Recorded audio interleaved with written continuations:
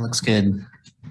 I can't tell who it is to the left of you, Adam. Could you go through the rules of engagement for our remote meetings and then do a roll call of attendees, please? Yes, I can. Good evening. My name is Andrea Lynch, Transit Planner 1, Lawrence Transit. Here with me is Adam Weigel, Transit and Parking Manager. He will work alongside Mike Wazakowski to facilitate the meeting proceedings. This meeting is being recorded and broadcast on the city's YouTube channel and public access cable channel 25. During the meeting, when you are not participating, please mute yourself by clicking on the microphone icon found in the lower left-hand side of the Zoom menu. In some cases, we may mute or unmute people as needed to minimize distractions during the meeting. Please remember to state your name and title for the benefit of those listening remotely. If you are participating by phone, you can click *6 to unmute your phone. And now I will do roll call. Lance Fay. Here. Max Schieber. Here. Mike Wazakowski. Here. Alan Ackland. Here. Gregory Critchlow. I do not see Greg online. Bill Wilson. Do not see him online. August Rudisell. Here. And Freddie Gipp. Here. Okay, so that's 1, 2, 3, 4, 5, 6. We definitely have a quorum then. Thank you everyone for attending. First item on the agenda would normally be a public comment at this point, but given that we are discussing route redesign later in the agenda, I think that we should table discussion of the specific public comments until we get to that agenda item. So next item then is approval of minutes from the April 11th meeting. Sorry. I think that works for the written public comment, but you might want to do a call in case there's public comment for anything else. Is there anyone who has public comment on topics other than route redesign online or in the meeting room? I see nobody in the meeting room, so that's a negative there. I do see a handful of names I do not recognize, so. Is there any public comment?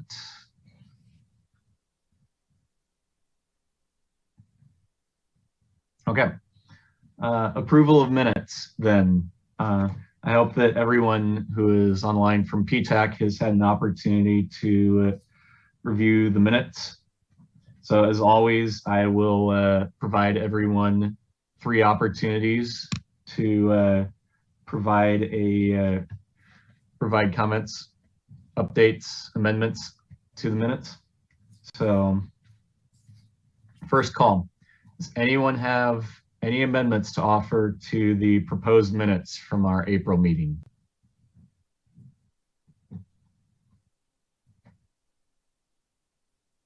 Second call. Does anyone have any amendments to offer to the minutes from the April meeting?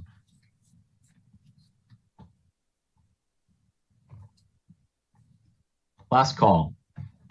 Any PTAC members with amendments to offer to the minutes from the April meeting?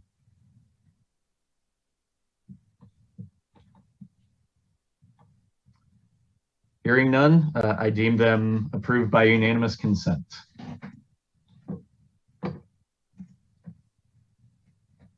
So on to our formal agenda then. The first item on the agenda is a discussion of the FY 2022 Lower No Emissions Grant Program, as well as grants for buses and bus facilities competitive program.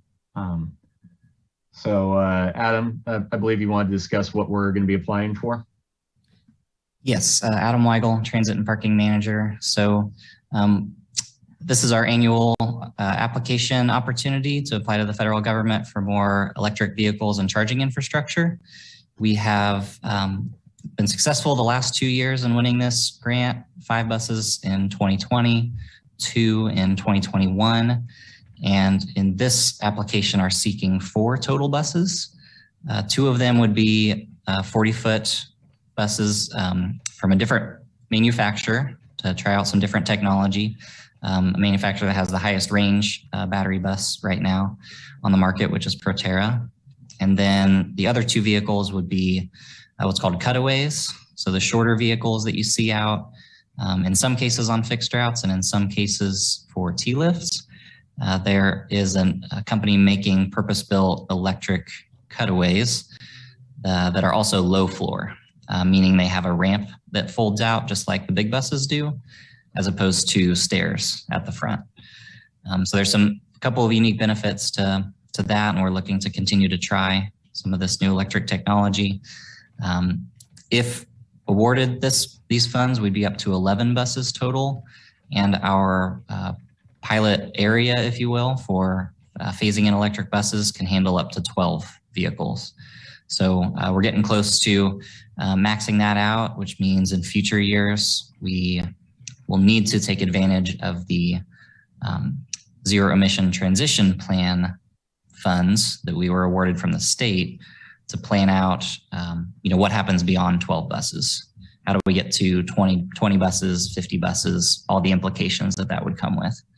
So I'll probably leave it at that. Happy to answer any questions.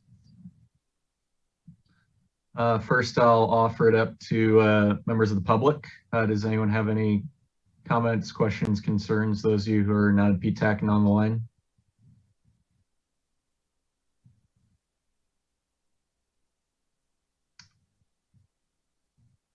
Okay, PTAC members, does anyone have any comments, questions, concerns about what Adam's discussed here? Al Ackland, PTAC member. I was kind of curious what the lifespan is or projected lifespan is on the electric buses, just on a curiosity basis, and in case they all have a 5-year lifespan, then what do you do at the end of the 5 years when you've got to replace a dozen of them at once? Right. Yeah, good question. So for all the heavy duty vehicles, so the 40 footers, well, really 30 foot all the way up to 40 foot, those electric vehicles are projected with the same lifespan as diesel, which is 12 years. Because we're buying, these buses for the first time, as we purchase these first set, we're getting all the extended warranties that we can, which guarantee certain battery capacity throughout that entire 12-year lifespan. So we make sure we kind of fully understand how these things function over their life. The cutaways are typically a shorter lifespan, usually closer to 8 or 10 years. So that's what we're expecting out of those vehicles. And that's what we expect out of our gasoline-powered ones that we use today. I do think until we start running them, there's some unknown and there's some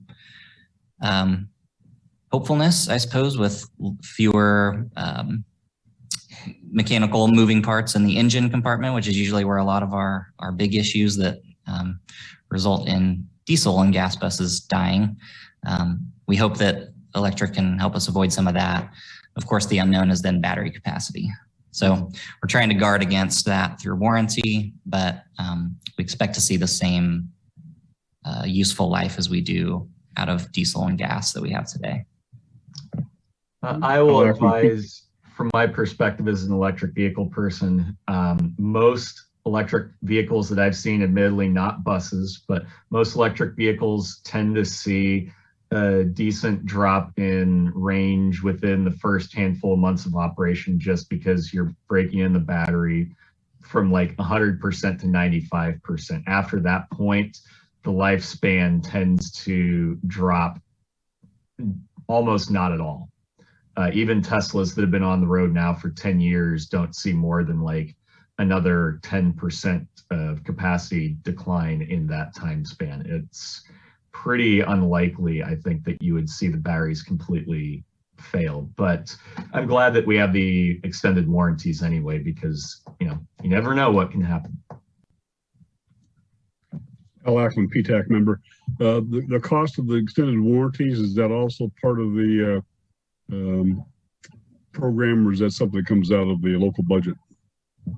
Yeah, fortunately, we are able to include that in our grant application. So that stuff is all 85% covered by federal funds, 15% local match.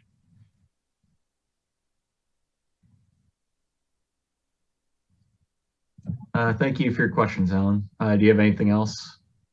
Yeah, this is Al Ackman, PTAC member. I had the interesting comment about the lifespan of batteries. The industrial use, I mean, it's a pretty new process. Like I said, a lot of R&D going on, and interesting to see how things actually play out with the hot and cold and the duty cycles. So I guess I'm a little skeptical to look any kind of a comparison between any kind of a automobile battery for the consumer versus any kind of industrial application. So it'll be an interesting process to see how things turn out. Thank you, Alan. Do any of the other members of PTAC have comments, questions, or concerns?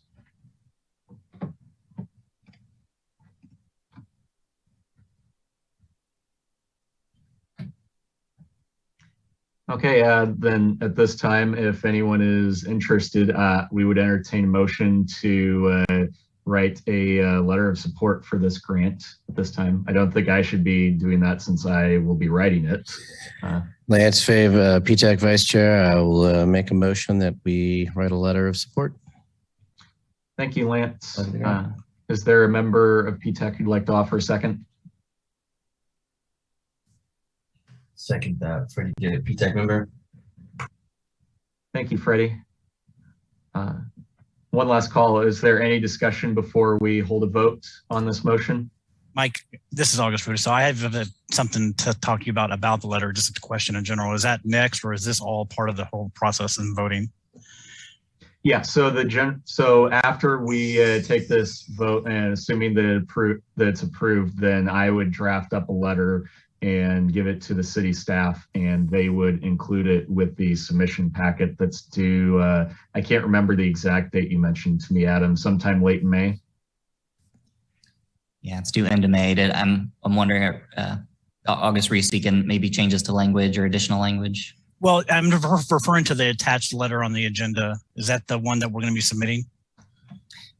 We attached a draft of last year's as a what has been done before. So if you wanted something unique or different this time around, we'd be happy to incorporate it. Yeah, what I'll do is I'll tailor it to the exact grant that we're applying to. From what Adam mentioned to me, Amy Voles is still the person that we'd be talking to at the FTA. If that's different, then I would tailor the name and the address appropriately. For the most part, the body of it is probably going to be pretty boilerplate, but now I can start mentioning, hey, we've already gotten a couple of these buses and we look forward to deploying them, as well as adding new buses to our fleet to cover different use cases.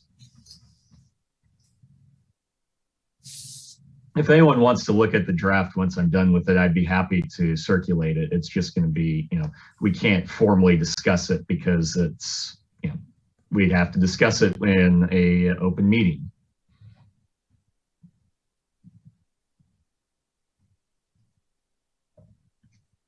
Okay, any other discussion before we vote? Okay, Andrea, could you please take a call of votes on this motion? Yes. Lance Fay, Yes. Max Schieber, Yes. Mike Wazakowski, Aye. Alan Ackland, Aye. Gregory Critchlow, Not present. Bill Wilson, Not present.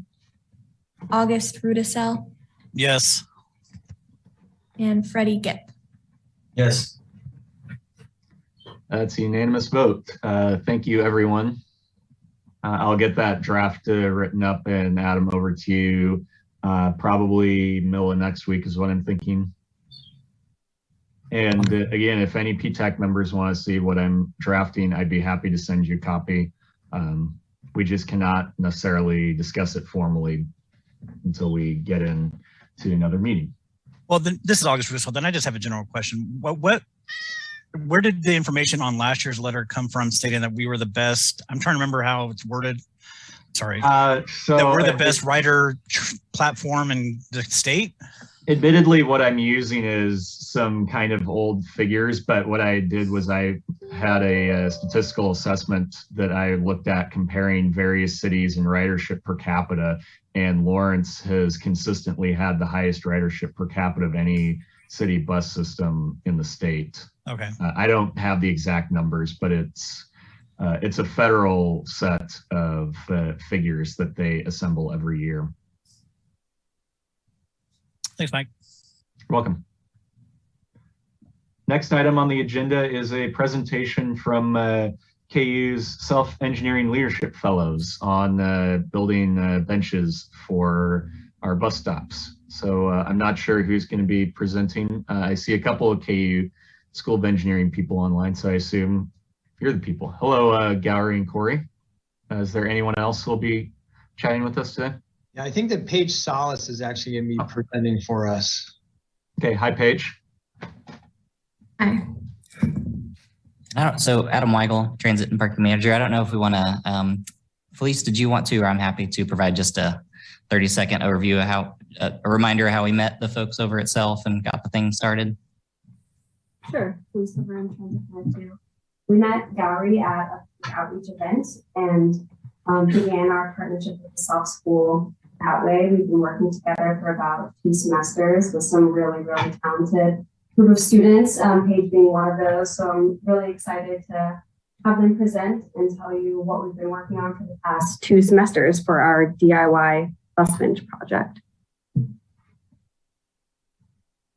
Great. So, Paige, take it away. All right, thank you. I'll go ahead and share my screen.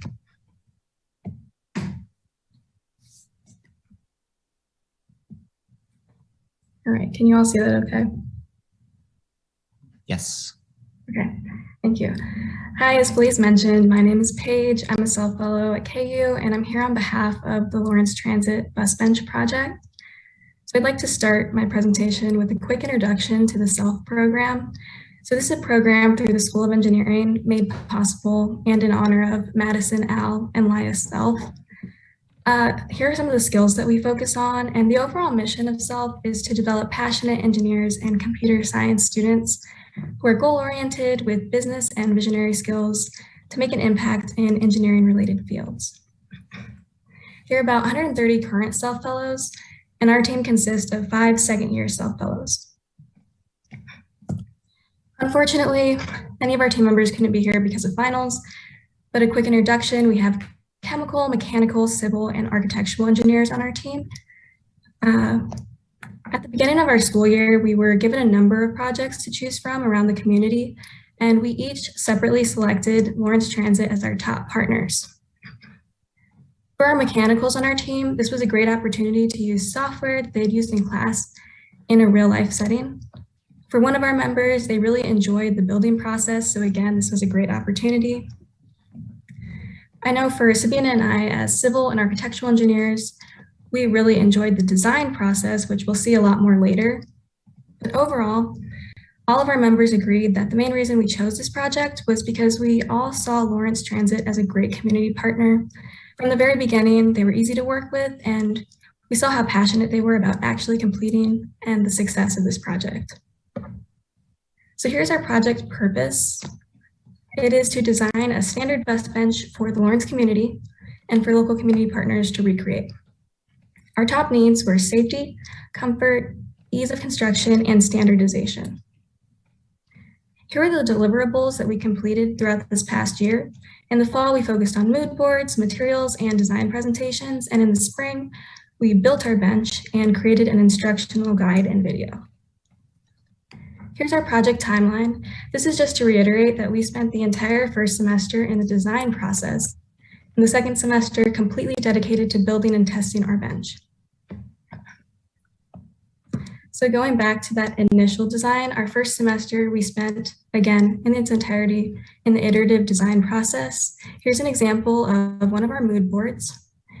We really narrowed our scope by focusing on our top needs, which I mentioned before, but also taking into consideration key factors like avoiding hostile architecture.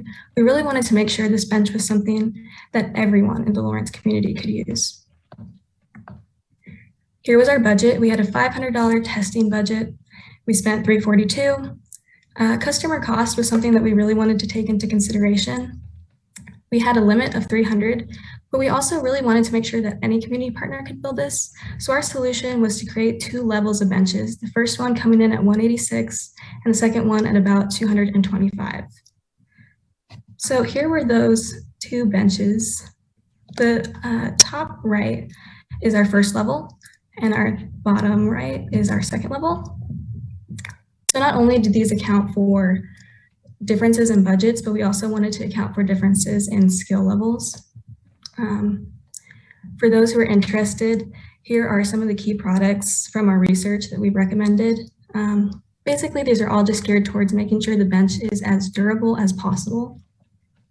Now I'd like to share our final design. So on our left, we have our design in real life after we built it, and these were our 3D models. We were all super happy about the results, just because as you can see, they look almost identical. I'd like to go a little bit more into the design testing process. So we had a couple of build days and we recorded the entire process. So here's a quick time lapse of one of our build days. After we finished building the bench, we left it out on KU campus and so that it could get some wear and test it in the elements. And so far it's been performing great. So next is our instructional guide. These are just some snippets from the guide. And as you can see, we have figures for every step and it's a detailed written guide. So in conjunction with this, we also have an instructional guide video. The entire video is about 5 minutes in length, but there are also step-by-step videos like the one being shown currently that line up with each step in the written instructional guide. Again, we wanted to make this as easy as possible for community partners to build, and we found it very helpful to see what the bench would look like at each step of the way.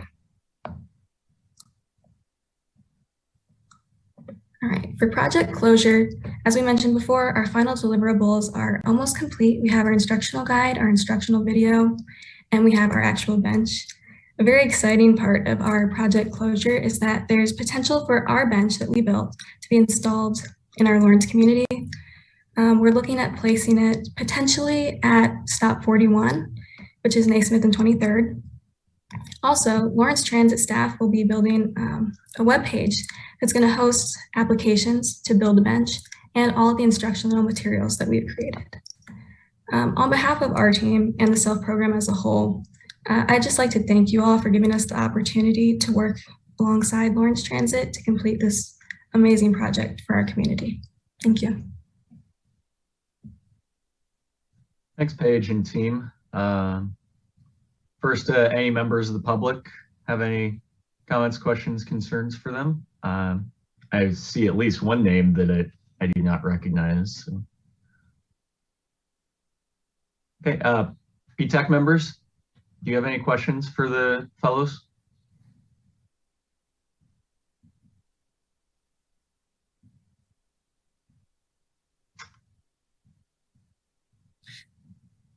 I see a hand raised. Patricia, do you want to ask something?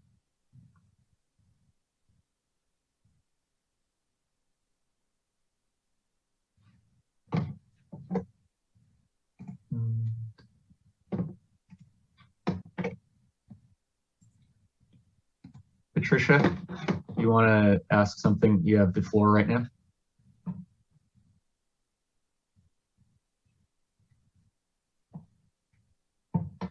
Okay, we'll give her an opportunity later if she can figure out how to. There we go. I unmuted it. I'm sorry I said all that and I didn't know you were waiting. Okay, I think it's a terrific, very enthusiastic.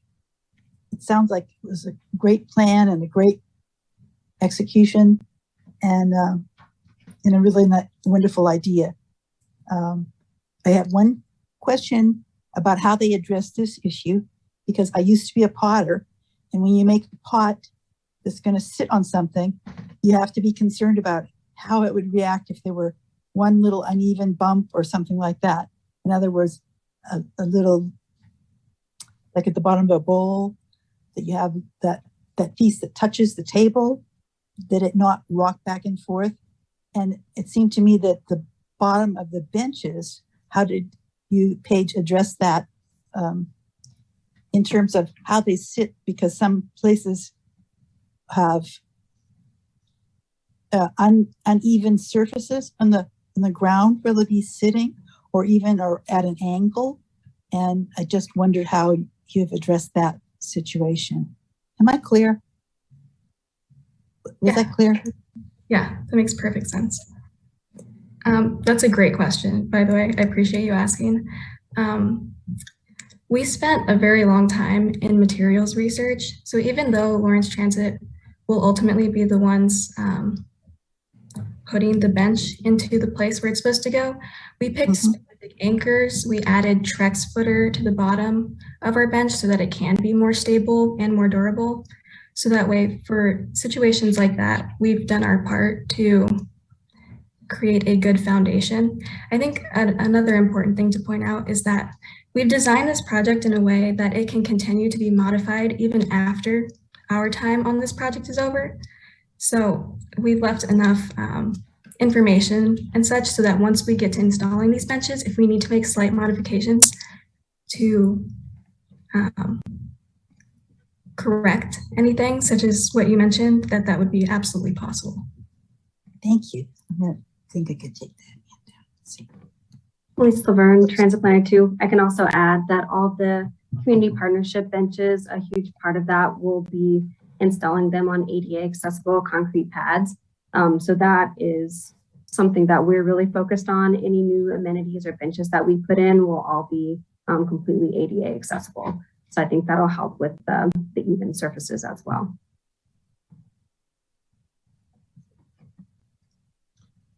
Thank you for that discussion. Appreciate your question, Patricia. Again, open this up. Do any PTAC members have comments, questions, concerns for the fellows here? Al Ackland, PTAC member. I think that's a really impressive looking bench. Matter of fact, I wouldn't mind having one in my backyard. So what have you done to keep me from taking it with my pickup truck? The first evening it's out there.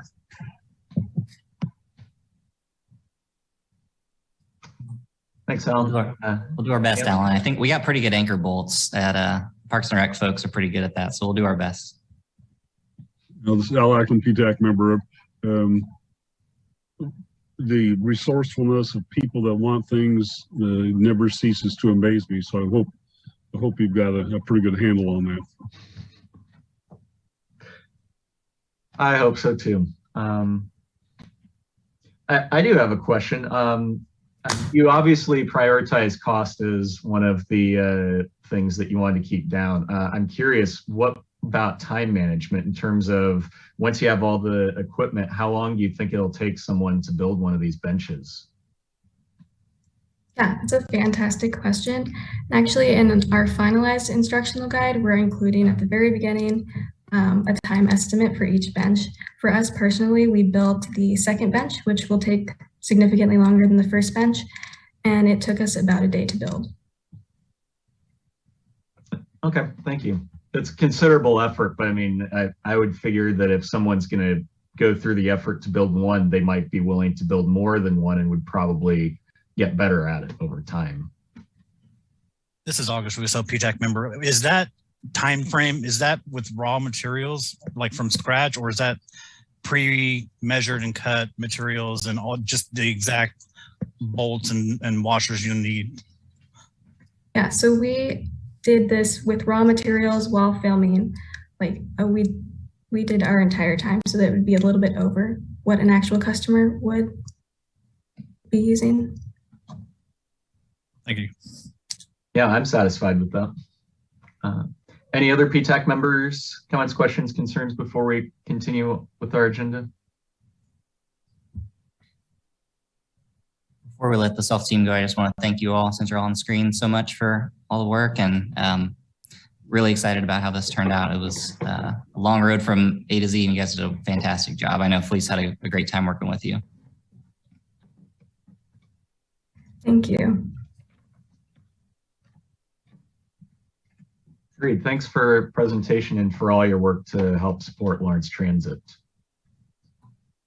Next item on the agenda then is route redesign, discussion of final planned route changes including a presentation, and we're welcoming members of the Route Redesign Steering Committee to participate in our discussion leading up to a vote. So transit staff, Adam, I believe you have something to present to us. Yes, I'll jump into the presentation here. So yes, we do have a couple members of our Route Redesign Steering Committee here. I see Charlie and Gary from that group. So thank you all for coming. So that steering committee group has been involved with us and the consultant for a little over a year at this point, following the building of this process. So also have, well, let's see if I can find him on the screen. Yeah, we have Boris here with us from Foursquare to answer questions as needed. So I'll give the presentation, but if you need to ask questions of Boris, the consultant team, I'm here to help. So let me jump into this.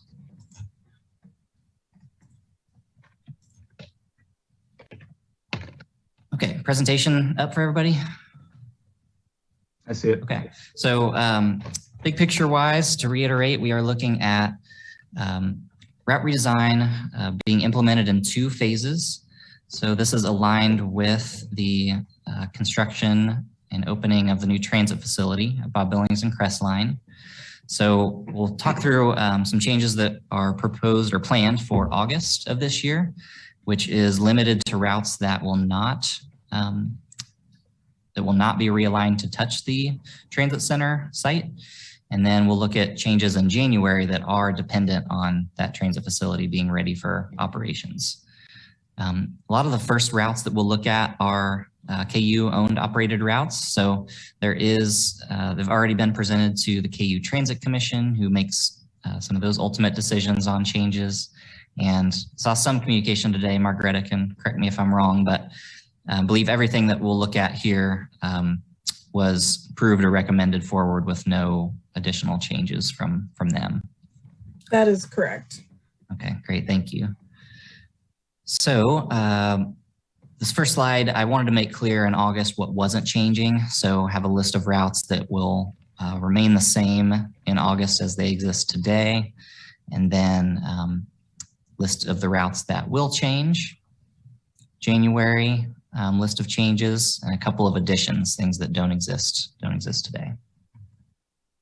I will probably go through the whole presentation, but then that way I can get through the material, but happy to run back as there's questions to any specific route or system or anything people want to talk about. So we will be putting together route maps that show lines that do not overlap. We didn't have the time to turn that around this time around. So if there's anything that appears confusing because a line's hidden behind another one, please ask. Happy to talk through what's happening there. This map you're looking at is the planned August system. So if you are looking at city routes that you're familiar with, those would all remain the same, with the exception of 11 and 29 that are coordinated routes between the city and the university. So we'll look at those changes. I'll actually start with that one. So this is the one set of routes that will change in August and then have experienced another slight change in January, aligned with the new facility. We tried to really minimize the difference between what's changing in August and what happens in January. And so you'll see that. We can talk through that. These 2 routes are, as we've talked about before, what's called interlined, meaning that buses would travel back and forth seamlessly between the 2 routes.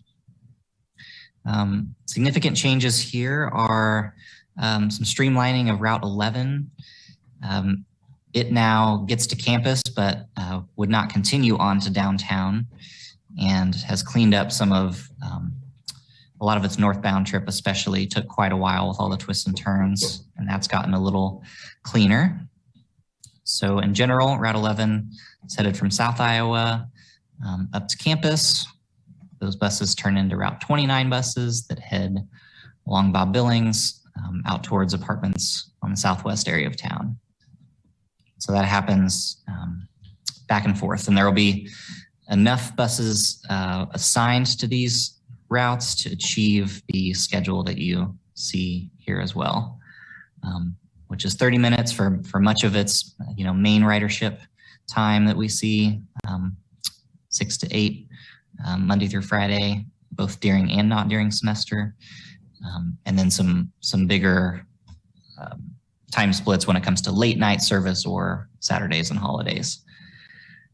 I will mention, and this is a good one to highlight this, but you'll also see it with coordinated Route 100 when we get there.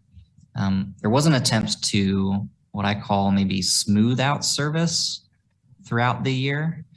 So there are some changes that occur during KU semester and not during KU semester because KU is a participant in this coordinated route and are putting resources into it. So it makes sense for them to add resources when there's higher ridership during semester time. But the way we're structuring it upcoming will create less differentiation during particularly the summer break and the winter break times. Right now, routes 11 and 29 see quite a different type of schedule during those times.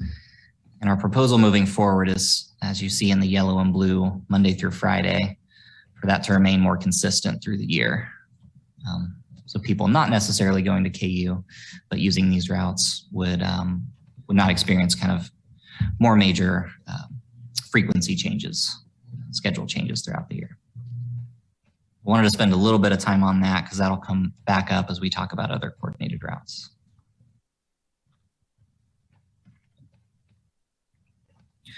Route 30 and 36, so interline KU operated routes. So these will operate between the Meadowbrook apartment complex campus along Bob Billings, and then take a very similar path that 36 does today. One small difference with 36, it used to do its turnaround right about here, just south of 6th Street in the Gateway Court area, and looking at a different loop in order to hit a new apartment complex up along Firestone Road, I believe.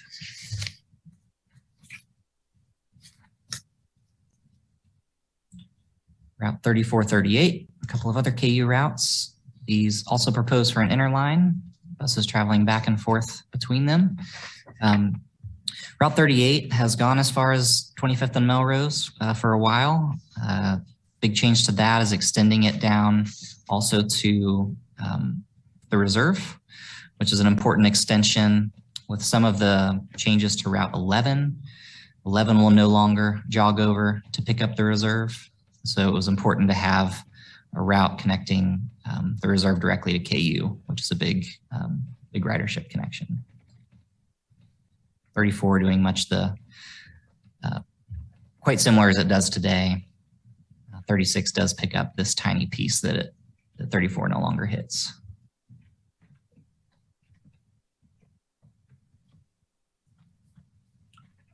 Route 42, KU route, circulator route, combining a lot of what routes 41 and 42 separately do today. There's a northern section of 42 that will be picked up by Route 36. But the rest of this is a pretty good collection of what 41 and 42 do today for KU circulation. Before I jump into January, Margaretta, do you have anything important to add that you want to add? I was thinking it would be smart to mention that we had a lot of feedback about cutting off apartments at the end of Route 30, and our transit commission actually has a member who lives in the apartments near Orchard Corners. And the solution with Route 29 to go up Castle to Bob Billings and add a stop at that corner seemed like a good one to her. So we are pretty happy that that solution to help them have more options without having Route 30 go all the way there went over. It seemed positive to her that we had addressed their concerns with that change. Otherwise, I think that the only thing we're really losing quote unquote is Gateway up on 36. And since they will still have a bus stop very close on 6th Street, we didn't get any feedback about that at all. Yeah, thanks for jumping into that one because that was a good discussion. So apartments are about in this area that Margareta was talking about, Apple Lane, Orchard Apartments, and Route 29 now comes up Castled and turns on Bob Billings, and there will be a new stop very close walking distance to those apartments. So should have an alternative for folks in that area. Okay. So I will jump into January. So most of what we just talked about, with the exception of 11 and 29, will not change again. So all those KU route plan changes will just continue on come January. But this does introduce a lot of the, all the city route changes that are dependent on the new transit facility. Hey, Adam. Yes. This is a PTAC member for Dip. Is this going to like the public or something? Because like on the side, it says January 2022. If you go down on the lime green. Go down again. You see that right there on the left side? That's just a little typo though, so I don't know if you'll fix it. That is a mistake. Thank you for catching that. Yeah, this is 2023, so apologize for any confusion related to that. Got this title right, but must have not got the other. So we'll get that corrected and reposted. But thank you for bringing it up now, at least recorded meeting. Hopefully folks can see that and understand the correct, what it should be. All right, so we'll jump into the first set of city changes in January. Routes 1 and 5, these are proposed to be interlined. So meaning that these routes will also have buses transitioning back and forth between them, people being able to ride through from one route to another without getting off of one bus and onto another. On the east side of town, particularly with routes 1 and 7, Route 1, we tried to get connected to a grocery store, which it does not have today. So there are, there's a lot of housing in this section of Route 1, but in its current alignment, it does not directly hit a grocery store, requires a transfer. So this change brings it over to the Mass Street Dillons, which is a valuable thing for a common trip that people take, trying to get people to their normal trips on a single bus without a transfer. And Route 1 will be one of the 5 buses serving the downtown area. It will still have 5 routes connected to it. The Interline Changeover will happen at the community shelter. We'll do a turnaround right there close to the community shelter. There will be a new stop that's much closer for people using the bus from that area.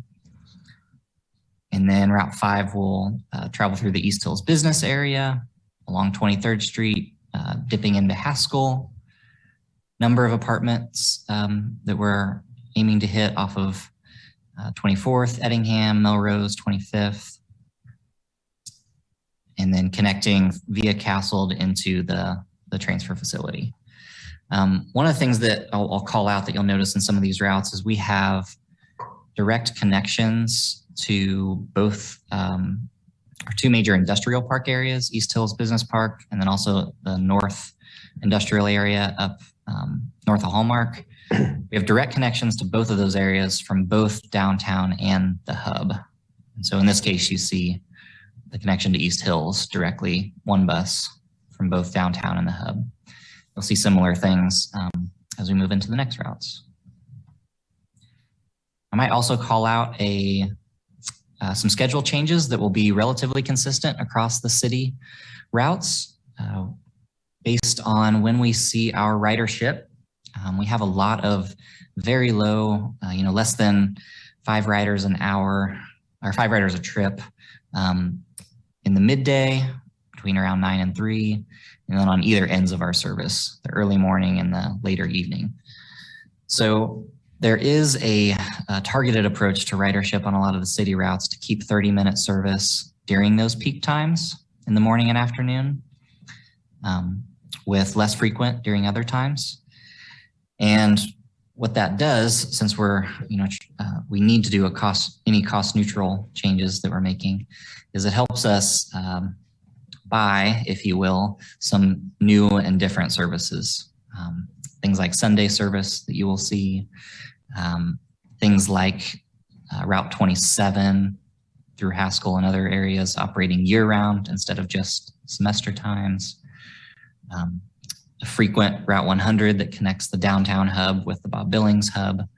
Some of those changes cost hours, they cost revenue hours. So these are some of the places we saw less efficient use of resources, and some of those other things we'll look at is us trying to better serve the communities in other ways that we hear people want to be served. All right, Route 3 and 6. So these are also interlined routes. This is another example I mentioned. There's a lot of industrial, good paying warehouse type jobs and different job centers up in the north part of town. And with the 3-6 interline, we have direct connections to that area from both the new transfer facility on Bob Billings and downtown. These both also connect to the hospital, so direct connections to the hospital from both of our primary transfer areas. And this will also do, there's a few routes that follow a pattern that uses 9th, Rockledge, 6th, so there's some important connections in that area. The Merc, I know we got some comments about stops near there. There's some apartments over in that area as well, just off of 6th Street. So there's some attempt to get more routes running through that area to get people connected to multiple places.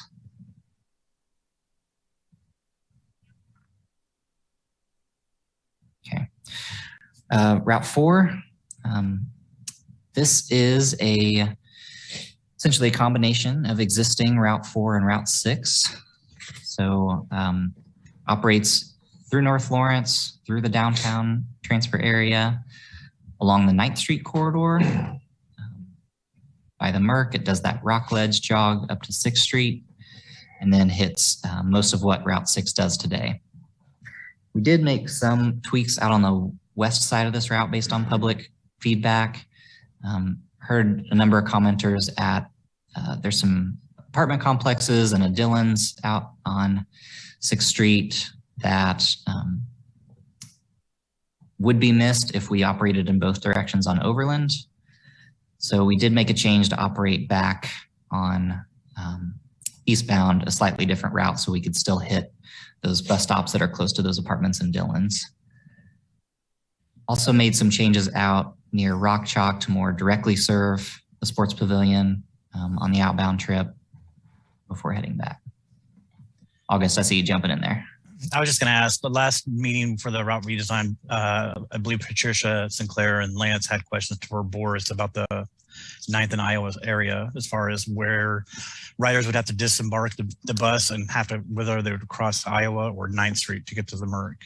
I don't know if there was any additional information on that. Let me see if I can bring up these photos, because I can use, Patricia sent photos that might be helpful in explaining this. So this is on 9th Street. It is, let's see if I can point at it on the map first. It's the north westbound. of the Merc, Facing north/northeast. Oops. Lost my.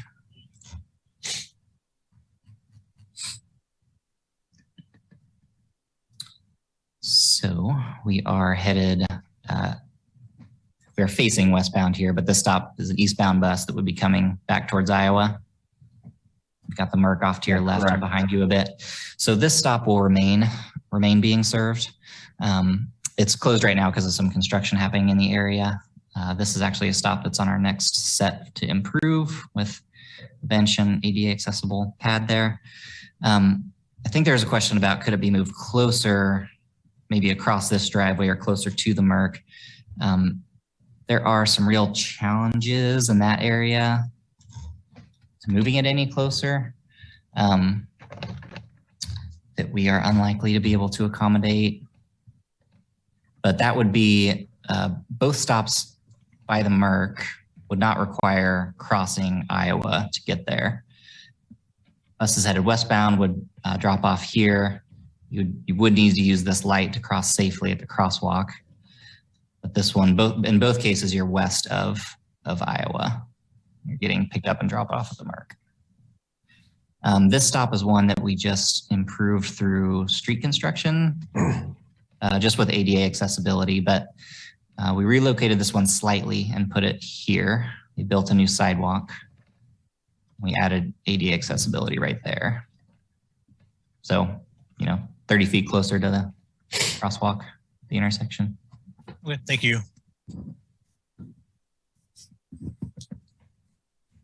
Okay. 7 and 9. Yes. Lance Fay, Vice Chair PTAC. I think one of the things that came up in concern about Route 4, and I think Patricia may have brought this up as well, it would be the existing stop of existing Route 4 once it turns south onto Iowa between 9th and Harvard. And that that stop and be on the west side of Iowa, and that's right in front of the Hillcrest Shopping Center, Merc, and other businesses. Then that bus goes over down Harvard and serves close to West Junior High, middle school, and the apartments in that area. What happens with this is that there's no service to that stop and those businesses or other areas. And that's only served by the 6, which doesn't have the connectivity east or west. And I think there's a concern about having to cross a busier street to get to that shopping center. And so I think, well, could the westbound Route 4 after the beginning of 2023 go ahead and turn down Iowa to Harvard as it is, and then make its way back? So that's kind of my understanding of that's the concern I had, and what I may have understood from other concerns brought up is that it's how it drops off in front of the Hillcrest Shopping Center. That's an established stop with a shelter and everything, and it serves quite a bit of stuff. So that was the concern. The one concern of all the routes is that came up in my head was that.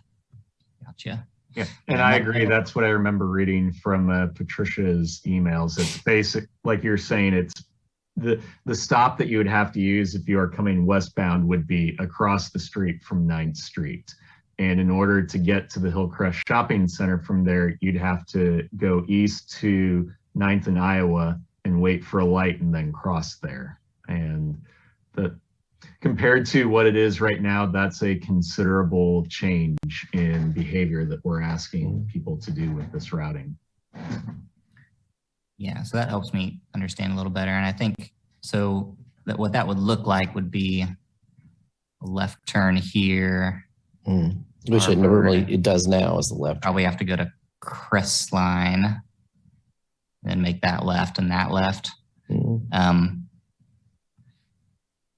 I would have some concerns with, well, a couple of things.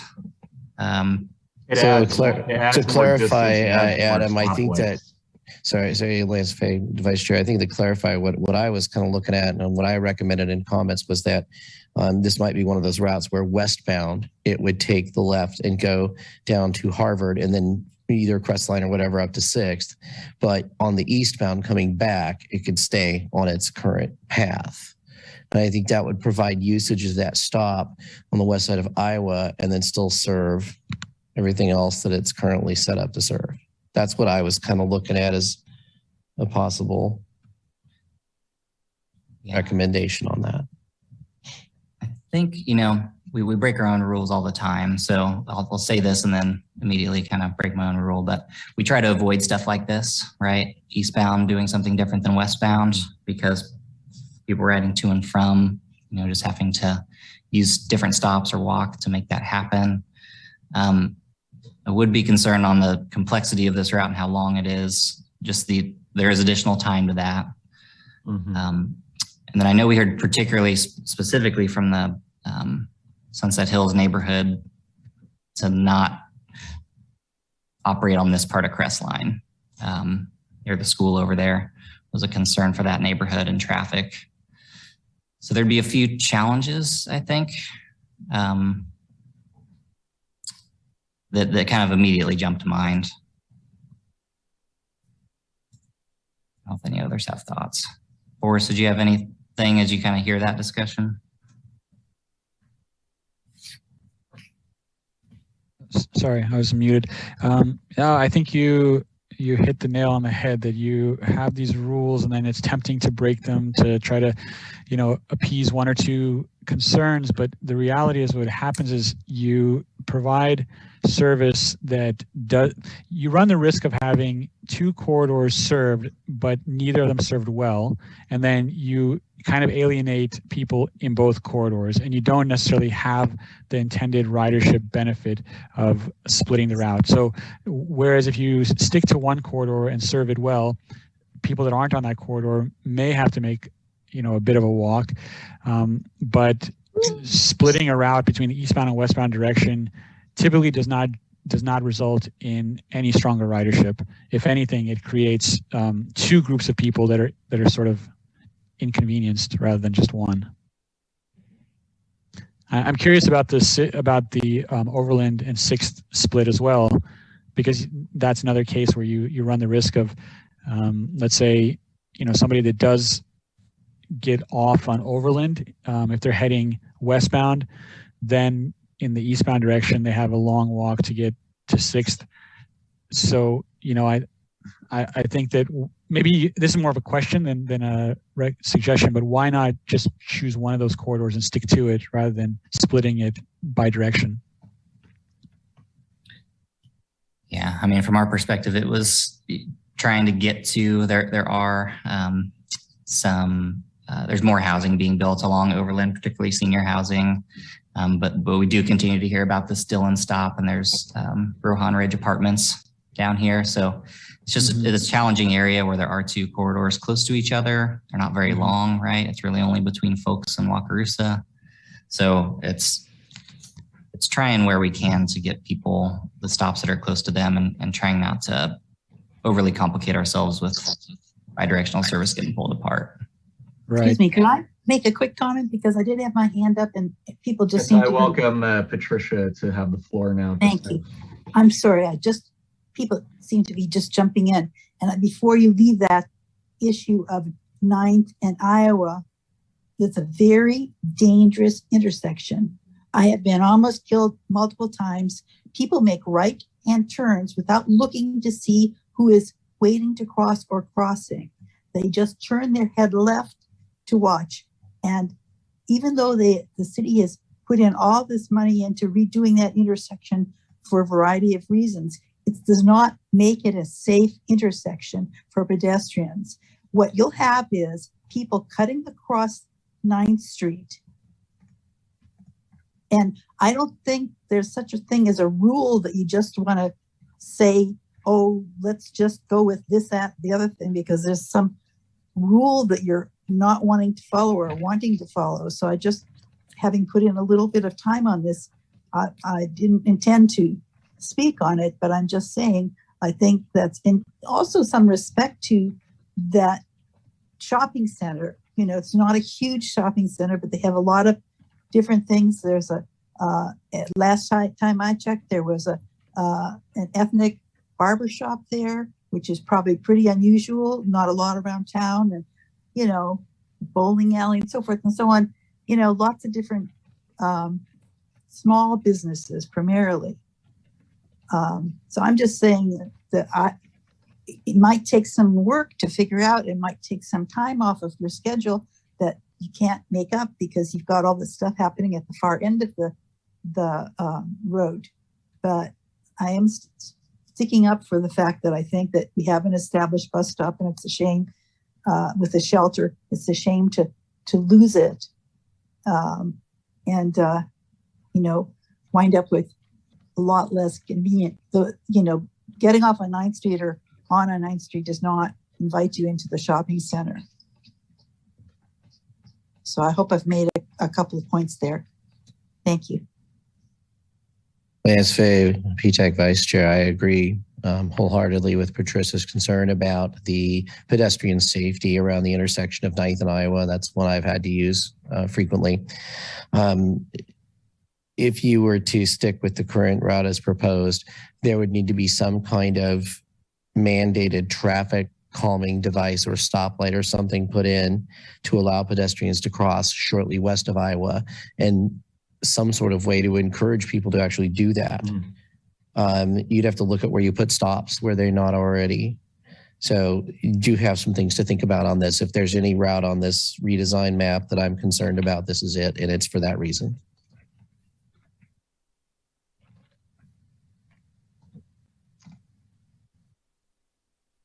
Any other discussion? Oh, Gary, I see your hand is up. Go ahead, Gary. Yes, thank you. Gary Weber, Route Redesign Steering Committee. I live near here, and the neighborhood is, first of all, the neighborhood is not very interested in buses coming in on Harvard and Centennial and Crestline, and would prefer the alignment as shown here for 4. Honestly, we don't feel it's a burden to have to walk down a block or 2 to get to 9th and Iowa. And although I have to admit, any major intersection in town is dangerous. And I think this one was in the past particularly bad because of the placement of a number of power poles and traffic signals. And major improvements, as Patricia mentioned, have been ongoing now on that intersection. All new sidewalks on the west side, and a new placement of lights away from the corner so that there's a large area of open concrete on sidewalk on all 4 corners now that are quite obvious to drivers. And I think that what you lose from making this circle into the neighborhood and is much more than what you would gain from taking it. It doesn't provide any greater access to Hillcrest, really. It may to the bank a bit, I suppose. Cap Fed has a little greater access, but it doesn't really improve access to the shopping center. All of those stores can easily use the 2 stops on 9th Street, and if they have to cross at the light, it's a brand new intersection with new stoplights, all new sidewalks and corners. So I would characterize it as greatly improved and as safe as any other major intersection in town. And I use it every week, quite often, 2-3 times a week. So I would not encourage changing back to the current route and 4 to go into Sunset Hill neighborhood. I think this 4 route serves. And one more point, the shelter in front of Capitol Federal on Iowa would not be lost or not used. It would be used by 6, so it would still be in use by a north-south route. Thank you. Appreciate your comments, Gary. Is there any other comment, question, concern about this particular route? I think we've hit on both sides of what we might be able to do with this route, and we have other routes that we need to discuss. I will note, unfortunately, I need to sign off in a minute because I need to go pick up my niece from school and they will not like me being late. So Lance, you'll have responsibility for wrapping up the meeting.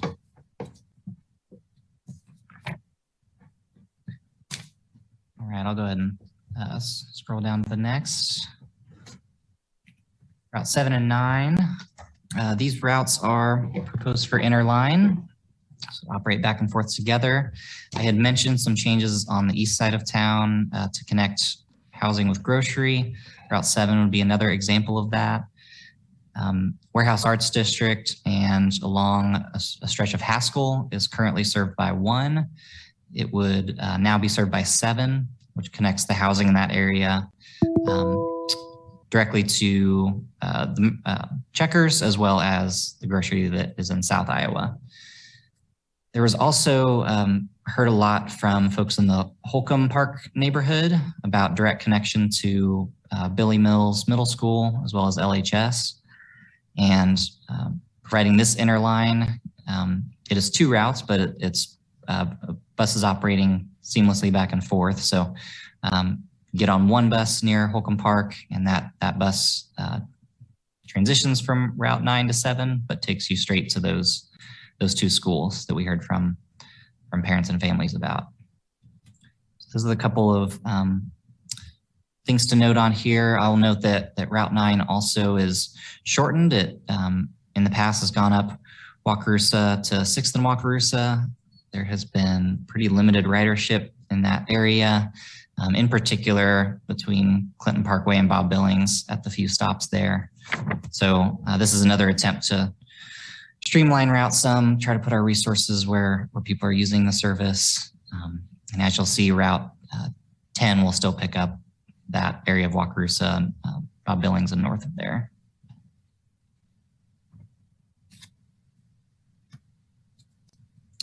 All right, 10 and 27, another interline. So these two routes really traveling a diagonal, northwest to southeast part of town. I had mentioned that 27 today connects Haskell and KU, but only operates during semesters. And this new route will operate year-round. It will connect a number of different educational locations. So at its furthest point is Peaslee Tech and the College and Career Center. It then serves Haskell on a new alignment that uses Perimeter Road, which is a road that goes more deeply into Haskell. It serves more closely a number of residential student residences that are back farther away from where current stops are.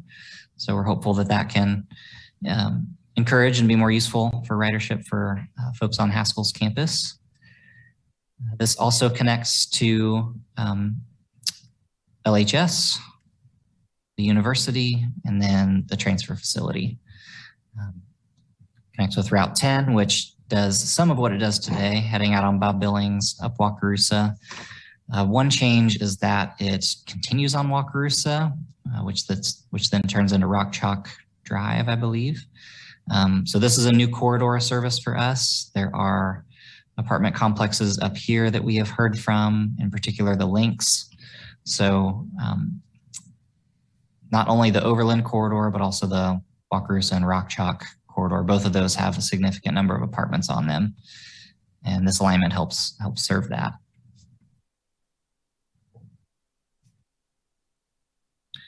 '11 and 29, I mentioned will experience some slight changes again in January. They make most of their changes in August, but the change that you'll note is that with the new transit facility, these routes would serve there as well now. And that is where the interline would occur.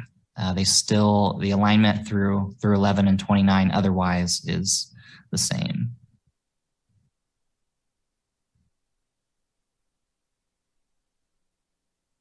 Route 42 is very slight.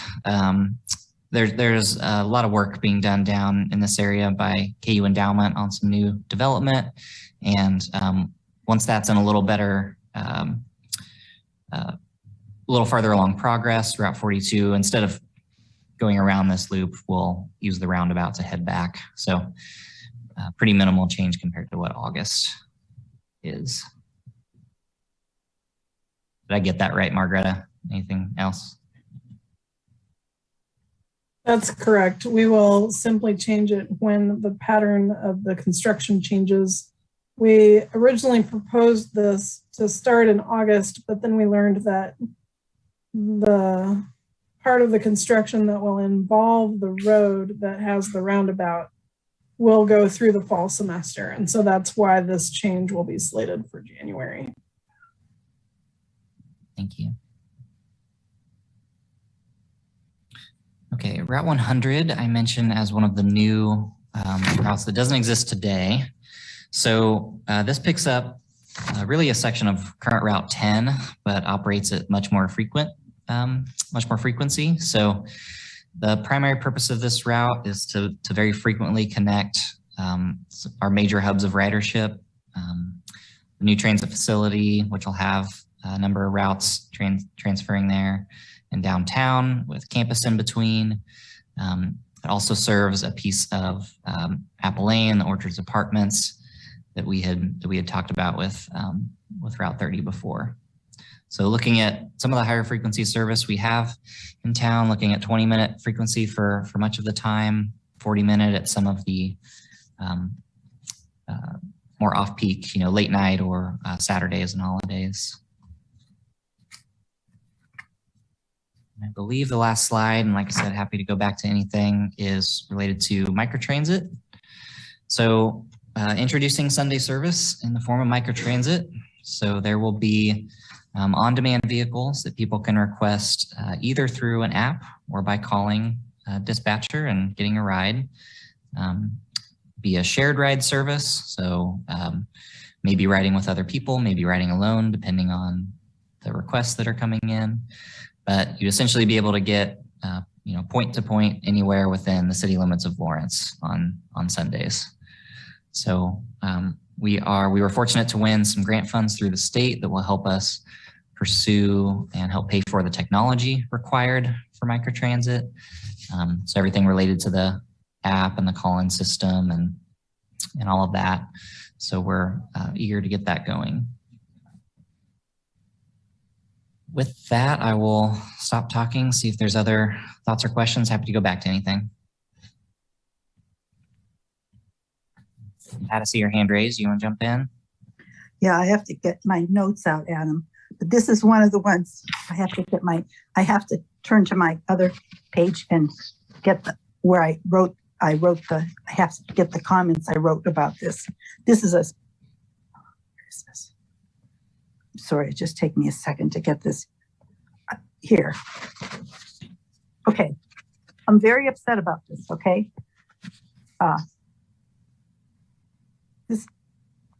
These route changes mark a complete change in the structure and timing of routes as regards KU and the city of Lawrence at large. In the past, there were routes clearly identified as KU routes, which had changes in frequency or disappeared during KU breaks. That system worked well for those not interested in accessing KU. They could simply disregard those KU routes and not worry about them at all.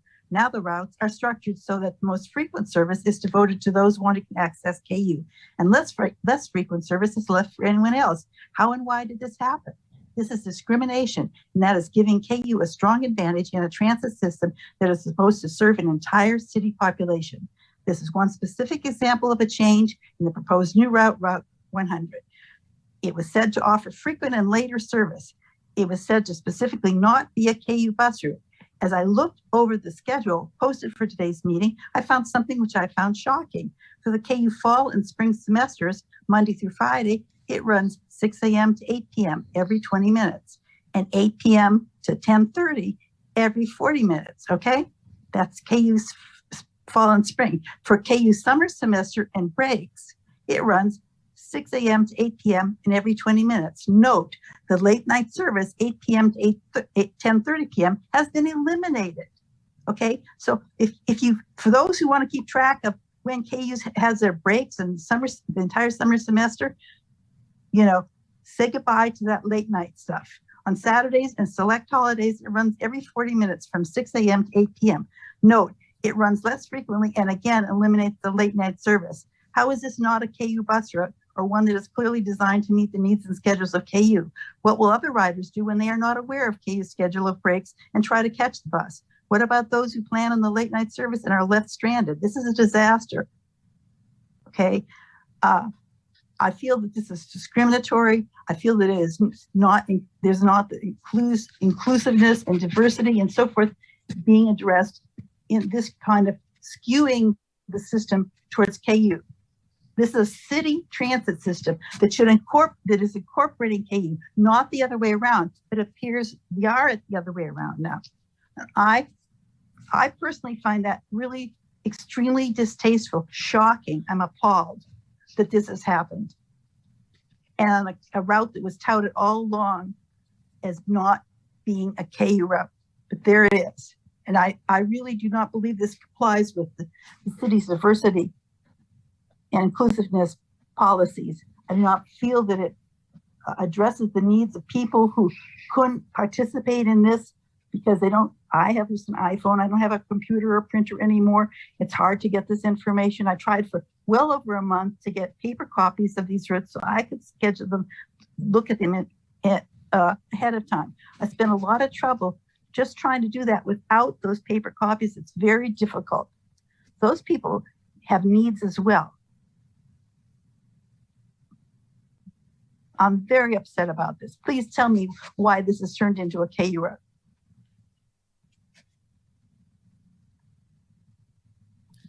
I can start helping some of that, so this route, the primary frequency is for us to try to connect the downtown hub and the new transit hub, which will have a number of routes transferring there. There is KU between those two places, and there is a lot of ridership generated from that. So there's not really a more direct path to get from the new transit facility to downtown. And that's really the intent of this route, is to make sure those two hubs are connected.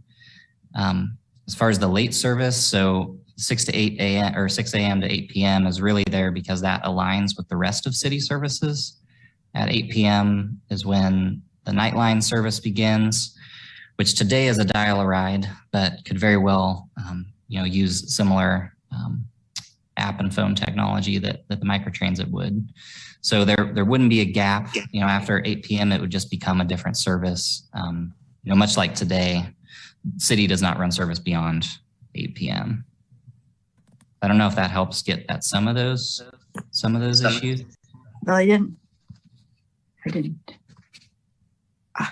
Shoot. Adam, may I add on to that? Sure. Margreta DeFries from KU Transportation Services. Don't take it personally. Patricia, I just wanted to say that this route is going to be a coordinated route like 29 and 11, where we're both putting resources into it, and that's where those evening hours come from for this. But there's never been any discussion about not continuing to have KU routes on the KU schedule. And so I'm not 100% sure how it's unequitable to continue having KU routes on a KU schedule and having all the city routes connect together during the same hours that they run now. But I'd be happy to talk to you about how the KU portion of this works offline. I did not understand what you've just said. I understand you were with KU and therefore you're advocating for them. I'm telling you that this is not how it was proposed and told to us would happen. I don't know, the Nightline I don't believe is available for people who aren't at KU. So there's no point in talking about that. Maybe you could talk about how people are supposed to go if they want to go to City Hall. Actually, Patricia, Nightline is a city service, and the KU version of that is called Safe Ride, and that hasn't been part of the conversation at all. Oh yeah, the Nightline is the one you have to sign up for, I think, way in advance. It doesn't meet this need. I've looked into it. If you want to call KU Transportation Services sometime, I'm happy to talk to you about the KU part of this. Well, I appreciate that very much. I'm just saying, I took a lot of time to read through this and to write my remarks, and I stand by them. I feel that how are people going to get home if they want to go to a city commission meeting? This looked like it might be a help, but it's not. I mean, do you think that anybody can possibly keep up with when KU's breaks are and so forth? They're trying to catch this route. It's not even just that it doesn't have any it's not just that it doesn't have any service beyond a certain time at night. It's that it fluctuates in terms of when it's even available, what dates. And ordinary people, that is people who are not accessing KU, which I have been at KU in the past, and I have a master's degree from KU and so forth. It's not that I am totally against KU. I just don't think that KU should be running the show. I've taken up enough time at this. I feel very strongly about this. I don't think it's right. It wasn't what was proposed, wasn't what was told to us. And if nobody is you're going to have people stranded. It's going to be just a disaster. Lance Fay, Vice Chair of PTAC. So there, I think in this proposal of the 2023 route redesign, I think overall there's a lot of really good, positive things that do actually serve the community well. I have a couple of concerns, and I think before I can completely support it, I would like to know that those two concerns are being made, being very seriously considered. And I'll say also the role of KU is in its appropriate place within this, as far as I can tell. Route 100 is a neat new design. It would be nice if maybe any route that does run later, even if it's coordinated with KU and the city, it would be nice if we could coordinate and kind of keep consistency on the hours of day that those routes run. I don't know how possible that is, but that would be nice. It would be easier for riders to understand. My biggest concern remains pedestrian and rider safety. I do still see, I have a problem with that intersection of 9th and Iowa. And I take that as a personal experience, and hearing somebody say, oh, well, we don't want buses going through our neighborhood doesn't fly with me. Saying, oh, we don't want to change a route where it doesn't do the same thing back and forth, that also doesn't fly with me. I have a hard time supporting this unless I know that pedestrian and rider safety are being considered. And in that particular area, that particular intersection of where the stops will align and how the traffic flow aligns, I have a big problem. I need to know that's being taken seriously. Now, whatever that means, does that mean that we figure out a traffic calming device or a stop walk somewhere on 9th Street so people can cross safely? Not at Iowa. Does that mean we change the route? One of the two. Something's got to happen there. The role of KU is fine. The Route 100 overall is fine. I do kind of worry about changes in time and the times of the routes and how people understand that, how riders work with that and how well that's communicated. And I think that's something that's maybe more easily worked out. Also introducing Sunday service, and also, Nightline's been around for a long time and I've used it a lot as not a KU person, as a city rider. I think there's a communication thing that we need to think about as to how that's presented. And that could maybe be something, but my biggest concern is pedestrian and rider safety. And I'm really concerned about that one intersection. Yeah. Adam Weigel, Transit and Parking Manager. I can appreciate that, Lance, and we can certainly evaluate the work that's already been done, try to we can do one of those walk audits where you go out there and actually try it and see it for yourself and feel how that feels and see if there are options for us. So I think as staff, we can certainly commit to getting a lot more familiar with that area and from the pedestrian safety perspective and trying to do the best that we can out there. I want to highlight related to timing and having that be more easier for people to understand during and not during semester. I guess I want to highlight that's the full intent of what we're trying to do today, or what we're trying to do in the future that is not this way today. So I'm highlighting here that Monday through Friday, whether it's during KU semester or not, the city portion of that service, or the regular city hours, 6 a.m. to 8 p.m. is consistent throughout the year. Monday through Friday, it's always going to be 20-minute service between 6 a.m. and 8 p.m. In a similar way, let me clear this.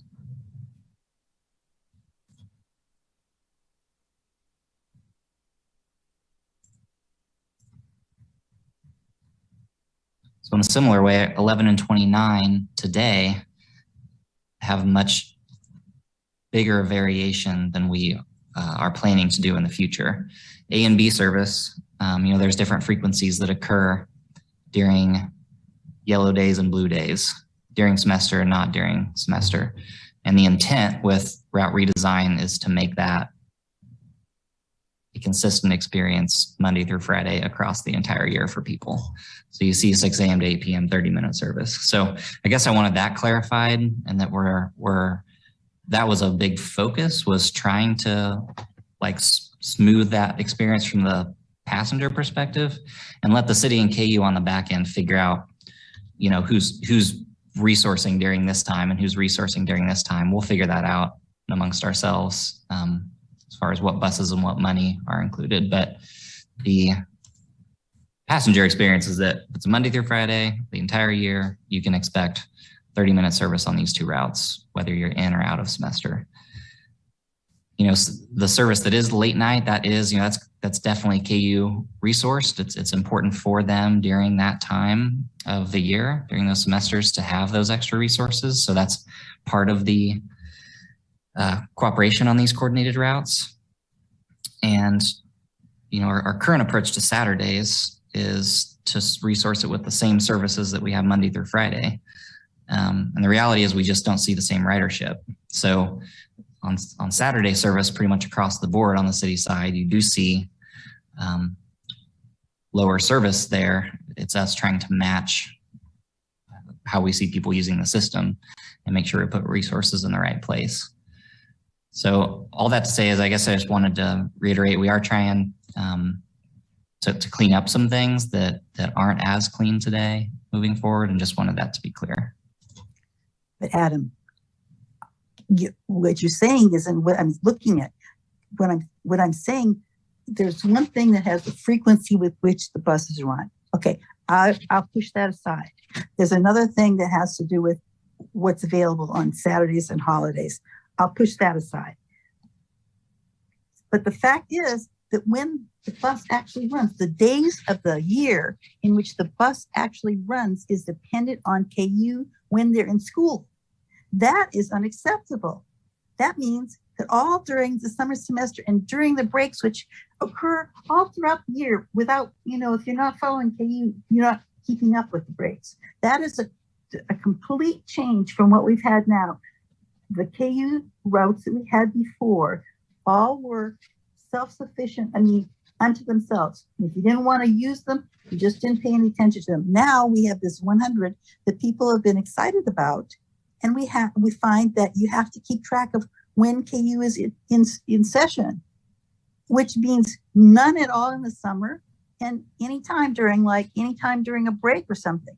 That is a completely different story. And what you're just talking about is talking about the frequency of the service within a day. That's a different story. So I'm saying it doesn't even operate all year round. So that's the case today. That's the case today as well. Well, it's yeah, that is the case today. Yeah, let me clarify that though, Boris, because like the comment is this Route 100 is not projected to operate year round, and it is projected to operate year round. But what is that? It doesn't know what it says. Yeah. Am I? All right, Lance Fave, Vice Chair PTAC. I'm looking at the Route 100 right now. The only difference within the calendar year is between 8 p.m. and 10 p.m. Monday through Friday during semesters. Otherwise, it runs throughout the year from 6 to 8. The frequency is a little bit less on Saturdays, but otherwise it's about the same.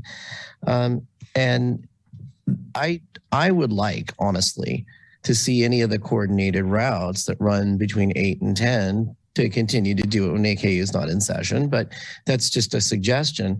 But now it runs all year. And the way that this has been done in the past is it's pretty consistent with what we've done in the past. If anything, there are improvements to it. I understand it might be a little confusing to see from a chart perspective, but it does. We're not losing service by any means. And I would say another thing I'd add to this is this. So the city approach to like service throughout an entire day, a 24-hour day, has been from 6 a.m. to 8 p.m.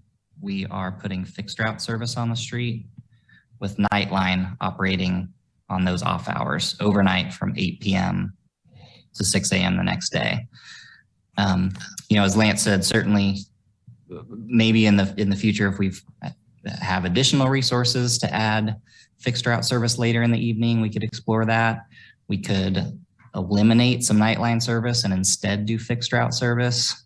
It's just a very expensive trade-off. So that's the approach we've taken so far, is that we can afford to have a handful of on-demand vehicles overnight, but we can't afford an extra few hours with 21 vehicles on the street running fixed route service.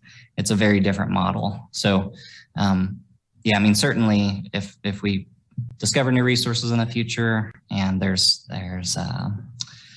desire and need for more fixed route service that runs later and later, happy to do that. It's just if we want to do that today, we have to cut something else. So we're trying to provide 24-hour service, but only part of that can be fixed route. Part of it needs to be on-demand vehicles. I will say that I apologize. It is all year, except it's a different schedule. And for that, I think you'll have a lot of confusion and a lot of people missing rides. And it's not at all the same as Nightline, which has, there's no guarantee when they'll pick you up or bring you home. It's just shared ride service. You schedule it in advance. It's not the same. So I'm just saying, I did not find this attachment, the PDF or whatever it was that we're looking at now. I did not find it until this morning on here. I don't know if it was, I did not see it yesterday when I looked for it. If I'm wrong, I apologize, but I did not have much time to work with this. I had to set my alarm and get up real early this morning in order to try and go through this and write my comments and get them in to you before noon. So I think it would have been good to have this in advance, turned in advance. And then I'm sorry I wasn't able to get ever copies of the routes, proposed roads, even though I requested them over a month ago and was told that I could get them. And then I could get them. Emily promised that I could get them. That was over a month ago. So I'm just saying, it's been hard to get this information. I'm a slow learner. I'm old. I think it would be better if we could get it where, well, I've said enough. It's time to go. Hi. Thank you. Thank you. This is PTAC number 30 here. Can we make a motion to move on to the Sunday transit after that?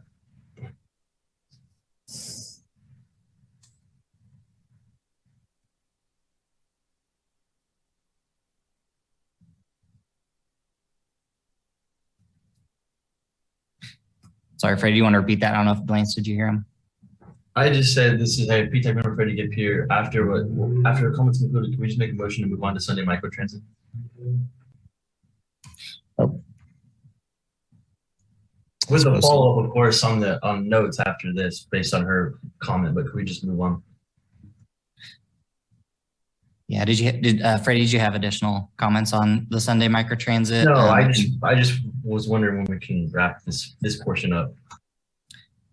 Yeah, so just briefly again, for Sunday microtransit, what we're looking at is, the technology to either via an app or calling a dispatcher on Sundays, able to request a ride to and from anywhere in Lawrence city limits. So that's the plan for Sunday microtransit service and what we're looking at in January.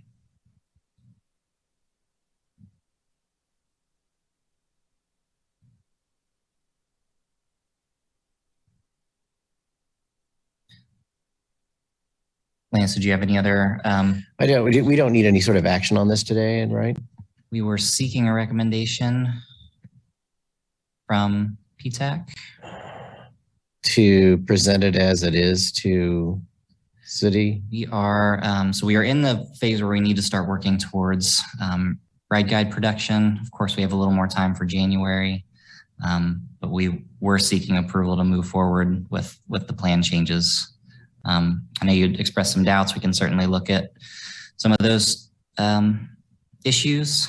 I'm looking around the screen and realizing that I don't think we have quorum. Yeah, I was going to say, I don't know if we have quorum, and I guess I'd like to know a little more about a couple things. But so we would need, we'll probably need to look at a special meeting. We do need approval at least for the August changes, which do include 11 and 29, so that we can get going on the ride guide production next month. Yeah, so once we have quorum, if we want to schedule a meeting, if we need to.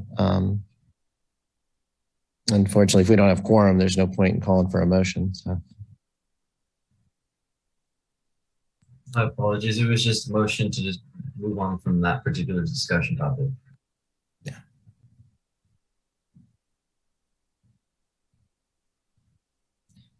All right, Lance, do we want to do the next item? So what is our next item here? My apologies. I think like everyone else, I got caught up in the, oh goodness. So we've done the letters. My bad here. So what's our next item? Since I don't have it in front of me, I'm sorry. Is going to be a discussion around in-person meetings moving. Oh yeah, okay. I guess I recognize that we only have a few members here, so and we're after time, so up to you on if happy to answer some questions about that now or talk through any of it with you all, or we can talk about it as a larger group at a future month. I'll just give a quick overview, I guess. Sure. So we're moving into the stage of pandemic where we need to start discussing maybe if we want to form some sort of plan for coming back to in-person meetings. Practically, the way that would happen if the group wanted to was that we would do them in this room so that there's still relatively easy setup for hybrid meetings. There will always be, I think, a virtual component to members and or members of the public being able to join virtually. But each advisory committee throughout the city is making some decisions about what their normal looks like, on if they expect people to be in person, and they can join virtually if there's some unique circumstance, or some groups have decided to just remain virtual. So we can make really any decision we want as a group. We can continue as things have been going, but there is some more possibility to meet in person if there's people interested in that.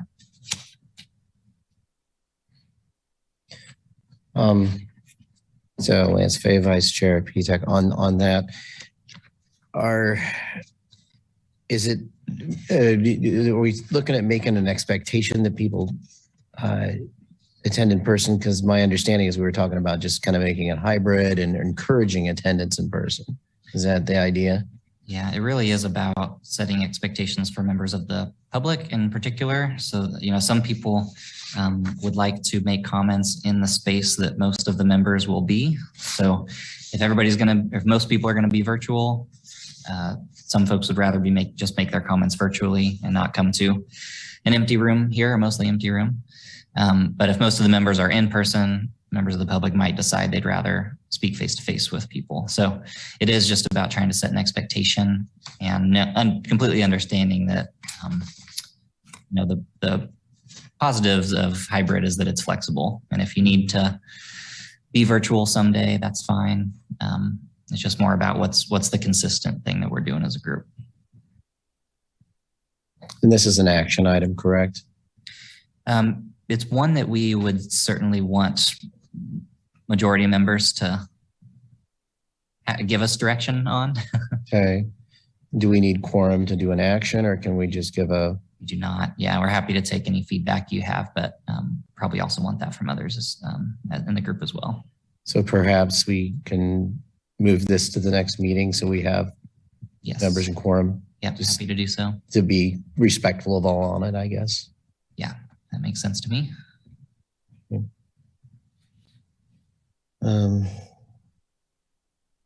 So now it's future agenda items and work sessions, is that correct? Yes. For PTAC members, if there's anything.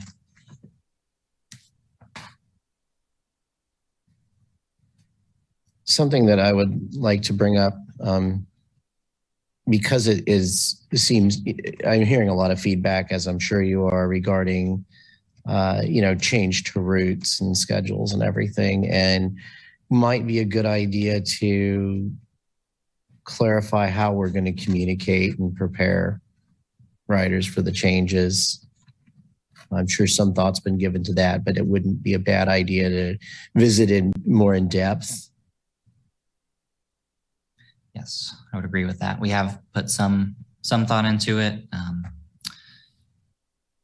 Certainly doing it in a couple of phases can help a little bit. Some changes this August and a lot of the big city changes in January, but we are, looking at options for videos and printed materials, and what sort of individualized travel training can we offer. I think there's a lot of stuff on the table. We just have to figure out what we can manage and what people would be most interested in.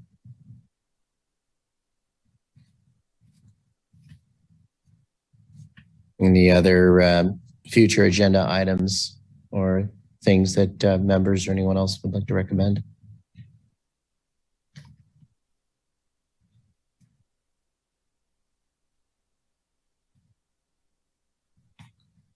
The last offer, any other items? No? Okay, well, there's transit staff items. Yes, so I'll just mention these briefly. So we have been receiving electric bus shipments. We've got 2 of them here on property. There's, some pieces are coming together with chargers. So by late this month, we should be in good shape, all charging equipment in place, functioning, tested, same with buses. So we are looking at June 25th as our, it's a Saturday, as a date that we would unveil the electric buses formally. They'll probably be out on routes a little bit before that, doing some limited testing, but this would be an event we're looking at just near the downtown transfer area, making some remarks with project partners, taking a couple of rides with members of the public who want to get on board and see what it's like. So on a Saturday morning, June 25th is what we're looking at. So an early heads up on that, or other staff is putting together more details, and we'll keep those coming to you, but wanted that on your radar. About six weeks away or so. And then the additional item on here, we had a good discussion around fare free this upcoming year, I believe in February. And we got some good comments after that meeting from one of our fellow PTAC members who had some concerns with some other things we should be thinking about related to fare free. So we need to have that discussion again as a group. Staff can bring back additional info to guide that discussion. But we do, we would aim in June at next month's meeting to seek a policy recommendation from this group to the City Commission. From staff's current perspective and what we know, we'd be seeking an approval to do a 1-year pilot of fare-free service across our services. But we can talk that through with PTAC members and see if we can get a motion at next month's meeting. But ultimately, with a policy decision that has significant cost impact, that final decision is made at the City Commission level, which we would do in July.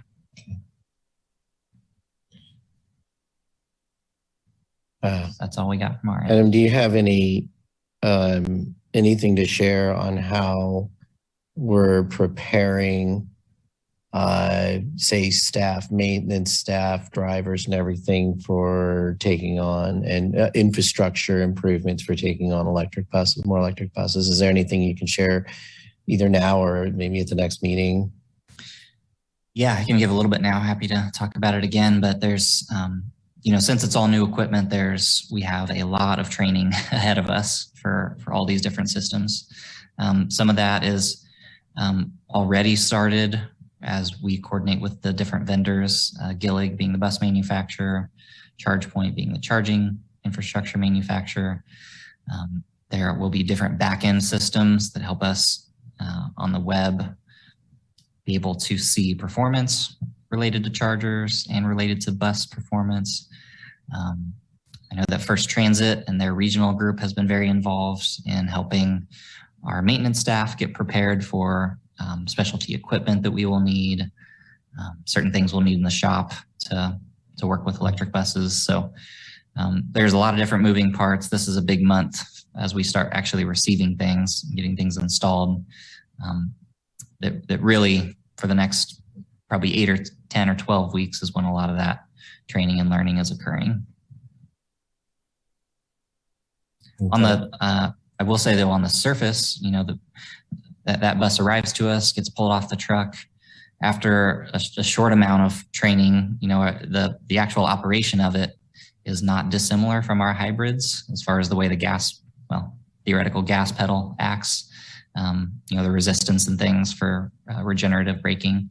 So, there's already, we're able to at least pull the bus around the lot, pull in its parking space. Operationally, it functions very similar to all of our current 40 footers. Landscape Vice Chair, I think it would be good to have some information, not just for members, but for the public, even if it's just a basic, here's what we're doing to prepare for the electric buses, and as far as making sure they stay charged and that maintenance is all that kind of stuff, because that's the questions I hear from people. Well, how are people going to take care of them? Do they know how? Are they trained? Where are you going to charge them? How's that? And it'd be good if we had some information out about that, I think, as this moves forward. So, sure. Yeah.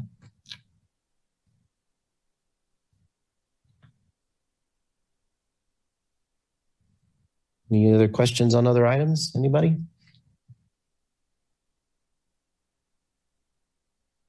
Going once, going twice. Hey. Looks like our next meeting is June 13th, unless we call an emergency one. Yeah, we'll evaluate and let members know, but appreciate that. Okay. Well, gaveling out.